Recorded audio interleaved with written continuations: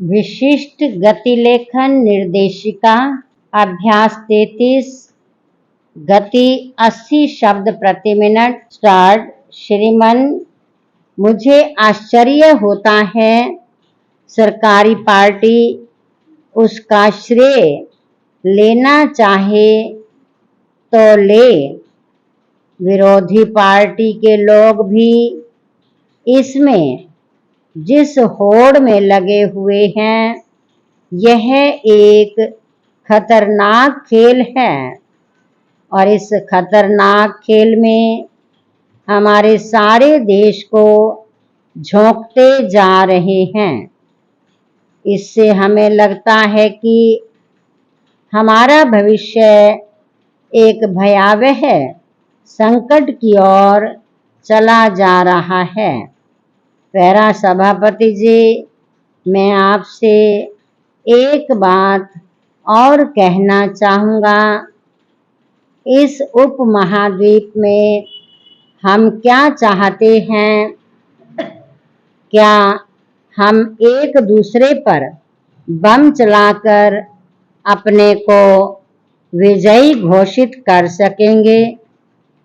लाहौर पर जो बम गिरेगा तो अमृतसर का क्या होगा?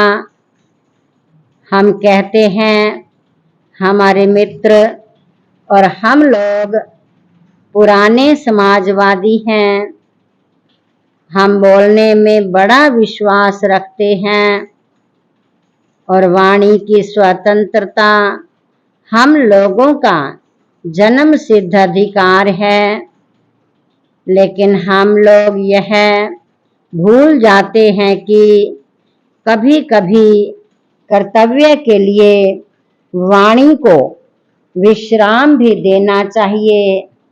इसलिए मुझे उनसे कोई शिकायत नहीं है, क्योंकि हम लोग उस परंपरा को भूल नहीं पाते हैं। वाणी खुली हुई हो, चाहे मौके बेमौके जो बोलना हो बोल दें, चाहे उसका परिणाम जो भी हो। अटल जी एक बार बड़ा बम बनाकर उसके बाद संतुलित हो गए।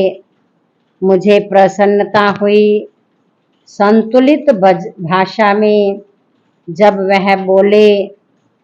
लेकिन आडवाणी जी को क्या हो गया?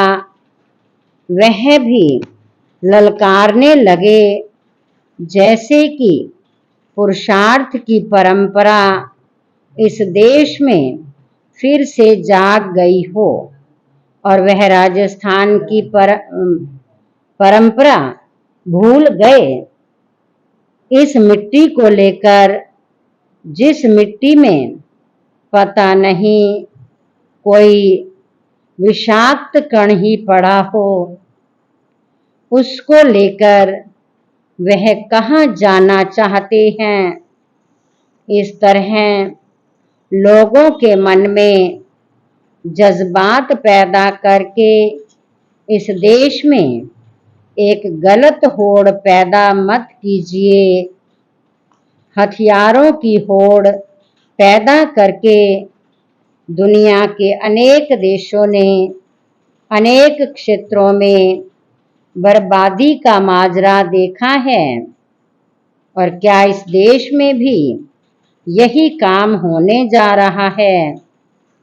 क्या हुआ दुनिया के दूसरे गरीब देशों में?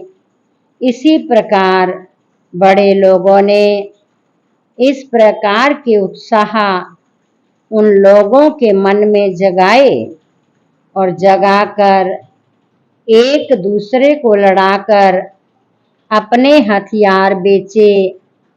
मैं नहीं जानता, कहीं किसी कोने से कहीं कोई हमको भी ना उकसा रहा हो। मैं किसी के ऊपर कोई संदेह नहीं करता, लेकिन एक और अणु बम का विस्फोट होता है तो मन में यह शंका पैदा होना कोई गलत बात नहीं होगी कि हम दस्तखत करते हैं या नहीं। पूर्ण विराम।